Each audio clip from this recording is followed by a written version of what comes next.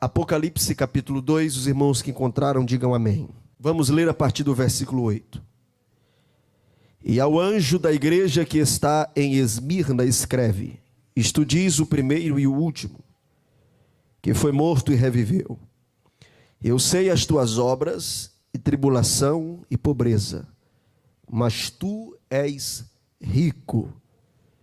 E a blasfêmia dos que se dizem judeus e não são, mas são a sinagoga de Satanás. Nada temas das coisas que hás de padecer. Eis que o diabo lançará alguns de vós na prisão, para que sejais tentados. E tereis uma tribulação de 10 dias. Ser fiel até a morte, e dar-te-ei a coroa da vida. Quem tem ouvidos, ouça o que o Espírito diz às igrejas. O que vencer não receberá o dano da segunda morte. Quem pode, diga amém. Esta carta é uma carta de consolação. Nós não temos aqui nesta carta uma censura, uma repreensão. Vocês leram atentamente, certamente perceberam isso. Na última ministração nós estudamos sobre a carta à igreja de Éfeso e lá tem uma censura, tem uma repreensão. Aquela igreja tinha perdido o primeiro amor. Mas nesse texto que nós acabamos de ler, nós temos aqui uma igreja que não recebe nenhuma censura, nenhuma repreensão. É uma igreja que recebe uma palavra de consolação, uma palavra de apoio, uma palavra de motivação, de ajuda da parte de Deus. Nós temos aqui a carta à igreja de Esmirna.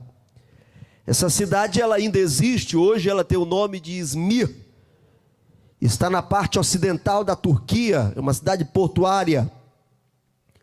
Nos tempos bíblicos esta cidade ela tinha uma economia muito forte, baseado na exportação de perfumes, de especiarias.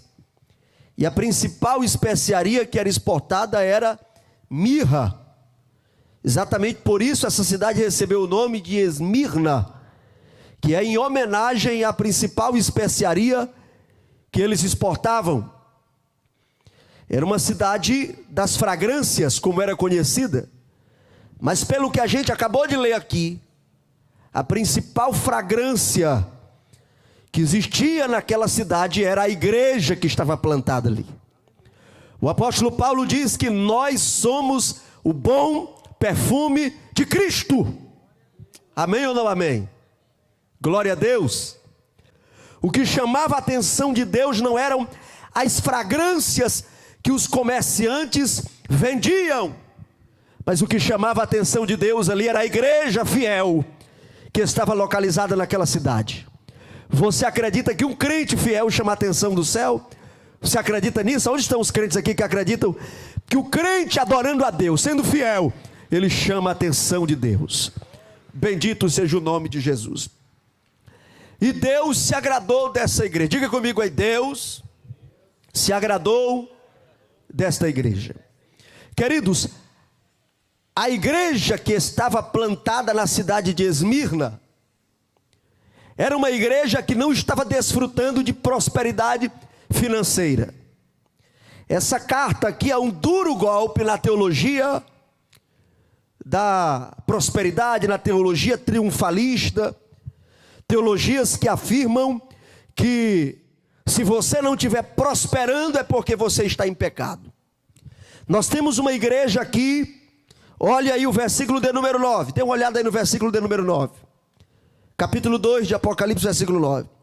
Jesus diz: eu sei as tuas obras, sei a tua tribulação e pobreza.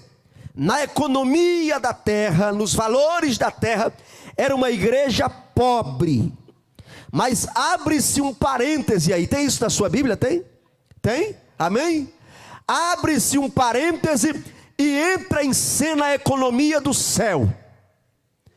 No olhar do céu, era uma igreja rica, porque era fiel a Deus e estava cheia da preciosa presença gloriosa de Deus. Amém, queridos? Existem coisas na terra que são diferentes do céu. Existem coisas no céu que contrariam os conceitos da terra. Na terra era uma igreja pobre, fraca, não era uma igreja elitizada. Muita gente escolhia um outro lugar para estar, mas a visão que o céu tinha desta igreja é que era uma igreja rica, porque ela era fiel a Deus. Bendito seja o nome de Jesus. Eu vou citar uma referência aqui para você memorizar aí. Mateus capítulo 6. Qual é a referência? Mateus capítulo 6, versículo 19. Jesus Cristo disse assim: não ajunteis tesouros na terra, onde a traça e a ferrugem a tudo corrói, aonde o ladrão mina e rouba. Mas no versículo 20, Jesus diz: mas ajunteis tesouros no céu. Lá não chega a traça, lá não chega o ferrugem, o ladrão não consegue quebrar a senha, acessar o cofre. Oh, glória a Deus! A fidelidade do crente faz ele ajuntar tesouros no céu. Bendito seja o nome de Jesus para sempre. Você percebeu que, a exemplo da carta que nós estudamos alguns dias atrás, a primeira carta à igreja de Éfeso, temos uma palavra de apoio aqui dirigida ao anjo da igreja. E eu disse na outra ministração que esse anjo da igreja é o pastor. Essa é a linguagem usada para o pastor, anjo da igreja. Anjo significa mensageiro. A palavra anjo significa mensageiro. No grego, angelos. No hebraico, malak, que significa mensageiro. Como o pastor é o mensageiro, utiliza-se a palavra anjo da igreja. Quem era o pastor de Esmirna? Não dá para identificar todos os pastores das 7 igrejas da Ásia, mas pelo menos o anjo da igreja de Esmirna, o pastor da igreja de Esmirna, a história nos ajuda a encontrar quem ele era. Era Policarpo.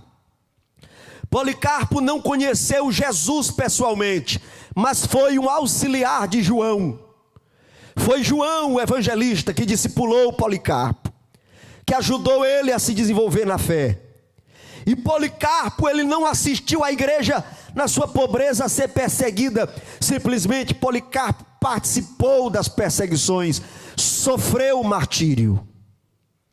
Policarpo, no período que a perseguição explodiu contra a igreja, ele tinha 86 anos de idade. Por que Policarpo e a sua igreja eram pobres? Porque eles trabalhavam contra a idolatria que tinha se instalado em Esmirna. Em vários lugares da cidade tinham sido levantadas estátuas em homenagem a Domiciano, o imperador. Domiciano havia se declarado Deus e reivindicado a adoração. Mas na igreja dos crentes na cidade de Esmirna, o bispo, pastor Policarpo, pregava que somente Deus é digno de adoração, e a igreja não se curvava perante a idolatria. Por isso começou uma perseguição aos crentes daquela época. Confiscaram as suas propriedades, dispensaram eles dos seus empregos. Por isso que o texto diz: eu sei a tua tribulação e a tua pobreza. Os relatórios da igreja de Esmirna eram desanimadores. Os dizimistas desapareceram, bem como os ofertantes, porque os crentes tinham perdido os seus subsídios de sustento. Policarpo pregava fervorosamente contra as heresias, inclusive contra a idolatria. E aquele pregador, aquele senhor de 86 anos começou a ser perseguido. Os crentes convenceram ele a ir para uma propriedade se esconder. Contra a sua vontade, ele se escondeu em uma propriedade. Mas a perseguição conseguiu identificar aonde ele estava. Diz o escritor Eusébio de Cesareia, que quando os perseguidores chegaram na casa onde Policarpo estava hospedado, escondido, ele saiu do seu quarto com serenidade, com tranquilidade. E os guardas se surpreenderam, porque eles pensavam que estava à procura de um homem guerreiro, matador, mas era um velho, um senhor de 86 anos, que não aparentava oferecer nenhum risco, nenhuma ameaça. E quando Policarpo recebeu ali os soldados, ele pediu que os donos da casa dessem comida, bebida para aqueles homens, e pediu 1 hora para falar com Deus. O pastor da igreja de Esmirna foi orar durante 1 hora enquanto os guardas se alimentavam, e a presença de Deus desceu naquela casa, de modo que ele orou por mais de 2 horas, e muitos daqueles guardas desistiram da missão, se arrependeram de estarem buscando aquele santo homem de Deus. Mas parte daqueles algozes continuaram no desejo de matá-lo, e 3 dias antes, Deus havia revelado a Policarpo em uma visão. Ele viu o seu travesseiro pegando fogo, e ele disse aos irmãos que estavam orando com ele: eu vou ser queimado vivo, Jesus vai me receber muito em breve na glória, os inimigos da igreja vão me queimar vivo. E se cumpriu aquela visão que Deus deu para Policarpo. Ele foi levado ao cárcere. O procônsul daquela região tentou convencê-lo de toda forma a negar a fé, a negar o evangelho. Alguém disse para ele: nega a tua fé, nega a tua pregação, e tu serás livre das feras. E ele disse assim: pois que mande as feras me dilacerar. Então mudaram o plano. Se tu não tem medo das feras, nós vamos te fazer sofrer mais ainda, te colocaremos na fogueira. E ele disse que se acenda a fogueira. Oh, glória a Deus, bendito seja o nome de Jesus para sempre. Ele disse: eu tenho 86 anos que sirvo ao meu Jesus, ele nunca me negou, eu também não vou negá-lo agora. Colocaram ele sobre o fogo, e o tempo passava. Dizem os historiadores que parece que o fogo não fazia efeito sobre ele.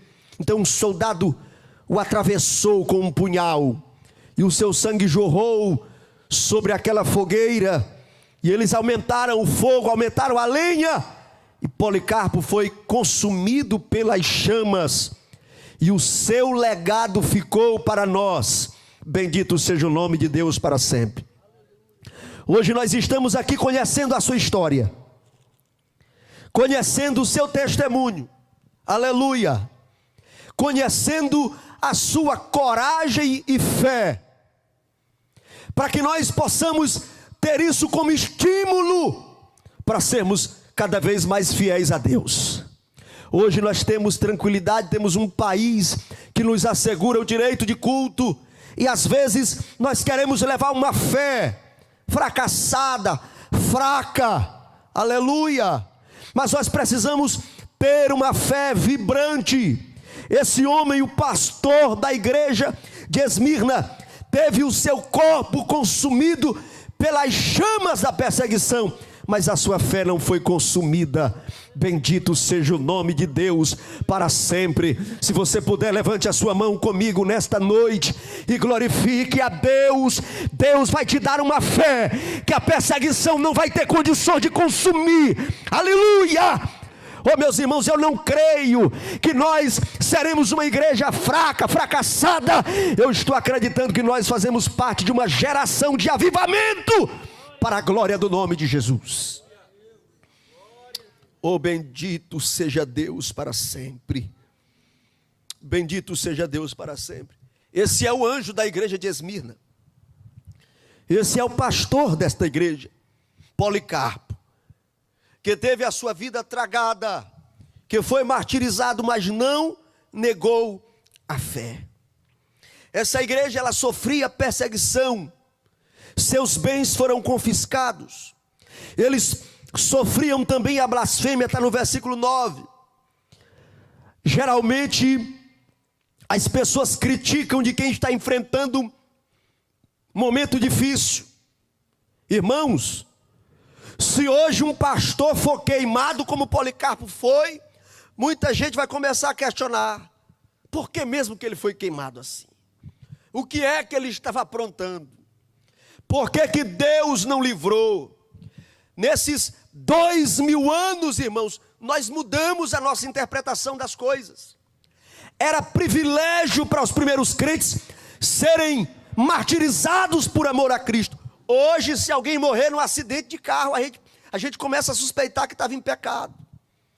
Mas será mesmo porque que Deus permitiu que acontecesse isso com ela? A nossa fé ficou muito fraca. Nós estamos tendo uma visão muito mercantilista, de cliente. Nós estamos muito mimados. Deus está nos chamando para termos uma fé robusta. Bendito seja o nome de Deus para sempre. Você pode dizer para essa pessoa que está perto de você e diga assim: não seja um crente fraco. Não seja uma crente fraca. Diga, irmã. Não seja fraco. Deus te chama para ser forte. Oh, bendito seja Deus para sempre. Bendito seja Deus para sempre. Meus queridos irmãos, essa igreja pobre na economia da terra, ela era rica no mundo espiritual. Ela era uma potência no mundo espiritual. Tem igrejas que na visão do mundo parece fraca, mas no mundo espiritual é uma potência. A igreja de Esmirna era fraca para quem olhava. O estacionamento da igreja de Esmirna não tinham muitos veículos. As pessoas que ali congregavam não estavam vestidas luxuosamente, mas era uma igreja forte no mundo espiritual. Ela era tão forte que o diabo não mandou os seus demônios, suas hostes, suas legiões. O próprio diabo foi guerrear contra aquela igreja. Era uma igreja forte. Era uma igreja que o diabo não subestimou, não enviou seus demônios, não enviou suas legiões. Era uma igreja aparentemente fraca, mas no mundo espiritual ela era uma ameaça ao reino das trevas. Tem muita gente preocupado com a impressão que vai passar na terra, o que vão achar de mim. Ei, se preocupe com a impressão que você passa no mundo espiritual. Se preocupe se você tem graça de Deus ou não para ameaçar o reino das trevas. Aleluia. Jesus vai derramar essa graça sobre mim, sobre você, sobre nós. Quem acredita, vá glorificando a Deus, porque é noite de você receber graça de Deus. Você crê nessa palavra, amém ou não amém? O texto diz, do versículo de número 10, eis que o diabo lançará algum de vós na prisão. O próprio diabo estava se posicionando para tentar fazer aqueles crentes desistirem. E o versículo de número 10 diz lá no final: tereis uma tribulação de 10 dias, mas ser fiel até a morte, e dar-te-ei a coroa da vida. Os estudiosos pesquisam, tentam descobrir esses 10 dias consecutivos no calendário da história, não encontra. Tudo nos leva a crer que essa palavra que foi revelada a João aí, esses 10 dias, na verdade é uma linguagem simbólica, que se refere às 10 grandes perseguições que o cristianismo enfrentou nos 2 primeiros séculos. A primeira perseguição foi no ano 67 depois de Cristo, o imperador era Nero. A segunda perseguição foi no ano 81 depois de Cristo, o imperador era Domiciano. A terceira perseguição foi no ano 108 depois de Cristo, o imperador era Trajano César. A quarta perseguição foi no ano 162, o imperador era Marco Aurélio. A quinta perseguição foi no ano 192, e o imperador era Severo. A sexta perseguição, o imperador era Maximino, foi no ano 235. A sétima perseguição, o imperador era Décio, foi no ano 249. A oitava perseguição, o imperador era Valeriano, foi no ano 257 depois de Cristo. A nona perseguição, o imperador era Aureliano, foi no ano 274. E a 10ª perseguição foi no ano 303. E o imperador desse período era Diocleciano. Foram mais de 200 anos aonde 10 imperadores se levantaram e perseguiram a igreja, tentando calar a sua voz, tentando matar a sua fé. Você pode levantar a sua mão direita comigo nesta noite, cheio de autoridade e graça. Diga comigo assim: não existe perseguição que faça um crente fiel recuar. Oh, bendito seja Deus para todo sempre. Oh, bendito seja Deus para todo sempre. Adorado seja o nome de Jesus. Eu quero te dizer nesta noite: não desista do propósito que Deus colocou no teu coração. Deus está te chamando para uma nova experiência. Ah, pastor, alguém não gosta de mim. Continue fazendo a obra de Deus. Não espere a aprovação da terra. Tem coisa na terra que o diagnóstico é um, mas no céu o diagnóstico é outro. O céu enxerga diferente. A igreja de Esmirna era fraca na terra, pobre na terra, era pequena na terra, não tinha força na terra, mas o céu dizia: é uma igreja forte, ninguém segura. Oh, aleluia! E o mundo espiritual tremia quando a igreja de Esmirna começava a orar. Quando os cultos começavam na igreja de Esmirna, o mundo espiritual temia. Bendito seja Deus. Os demônios não se aproximavam. Convocaram o chefe. Lá é o próprio diabo que tem que enfrentar essa igreja. Não dá para as legiões. Sabe por quê, irmãos? Porque um crente cheio do Espírito Santo, ele é força no mundo espiritual. Ele é representante de Deus, porque a graça e o poder de Deus está sobre ele. Oh, bendito seja o nome de Jesus. A igreja de Esmirna, mesmo sendo pobre financeiramente, fraca, mesmo não expressando tanta força, mas era aprovada no céu. E Deus, irmãos, às vezes permite certas coisas acontecerem para que as gerações vejam e reconheçam a força do Evangelho. Às vezes a gente se pergunta: por que Deus não livrou Policarpo? Por que Deus não livrou essa igreja? Por que Deus não livrou o seu povo dos 2 séculos de perseguição, nas 10 primeiras perseguições da história do cristianismo? Por que Deus não livrou? Aí eu lhe pergunto assim: por que Deus não livrou Jesus Cristo da cruz também? Por que a gente pensa em livramento só para nós? Irmãos, esta igreja aqui, a conversa de Jesus com ela era: ser fiel, permanece firme. Versículo 10: ser fiel até a morte, e dar-te-ei a coroa da vida. A campanha de oração deles era: Senhor, nos dá graça para encarar o martírio, para encarar a cruz, para encarar as feras, para encarar a morte, nos dê graça. E a ordem de Deus para essa igreja era: ser fiel até a morte, e dar-te-ei a coroa da vida. E no último versículo dessa carta, o escritor diz: quem tem ouvidos ouça o que o Espírito diz às igrejas. O que vencer não receberá o dano da segunda morte. Pastor Alessandro, qual é o dano da segunda morte? Olhe na sua Bíblia, Apocalipse 21:8, e você vai descobrir qual é o dano da segunda morte. Apocalipse 21:8, e você vai descobrir o dano da segunda morte. Vamos ler todos juntos. Mas quanto aos tímidos, essa palavra tímido aí não é essa timidez de não falar em público, não é essa timidez de não saber se expressar, de ser calado, não. Essa palavra no grego é deilos, que significa covarde. Então, quanto aos covardes, aos incrédulos, abomináveis, aos homicidas, aos fornicadores, aos feiticeiros, aos idólatras e a todos os mentirosos, a sua parte será no lago que arde com fogo e enxofre, que é a segunda morte. Está na sua Bíblia assim? Quem leu comigo, diga amém. A segunda morte, diga comigo: a segunda morte é o lago de fogo. Diga comigo: a segunda morte é a eterna separação de Deus. Mas aquele que for fiel, como a igreja de Esmirna foi, não sofrerá o dano da segunda morte. Quem pode, diga amém. Se coloque de pé em nome de Jesus. Aleluia. Se anime, viu, irmão? O diabo não vai botar você para correr, não. Em nome de Jesus, se anime. Deus vai te dar graça, Deus vai te dar vitória. Pode se animar. Em nome de Jesus Cristo.